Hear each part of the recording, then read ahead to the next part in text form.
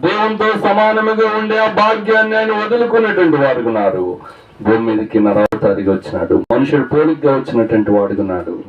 మనుషుడు పోలికగా వచ్చి ధనవంతుడు గాను శ్రీమంతుడు గాను బిలియనర్ గాను ఈ లోకంలో పుట్టలేదు. దాసుని స్వరూపాన్ని ధరించుకున్నాడు. ఏ స్వరూపం అంటండి? దాసుని స్వరూపాన్ని ధరించుకున్నాడు. సిలువ మరణం పొందినట్టుగా తాను తగ్గించుకున్నటువంటి వాడుకున్నాడు. రిక్తునిగా చేసుకున్నటువంటి వాడుకున్నాడు. మనలను ధనవంతులుగా చేయటానికి యేసు దరిద్రుడు ఆయన దేవుని వాక్యంలో రాయబడింది. ఆయన ఎంత ధనవంతుడు అంటే బైబిల్లో రాయబడింది ఏమనంట? శ్రీమంతుడు. ఎవరండి దేవుడు అంటే? ఎవరు? శ్రీమంతుడు. ఎవరును సమీపింపరాని తేజస్సులో తాను మాత్రమే నివసించచ్చు అమరత్వము కలిగినటువంటి వాడు.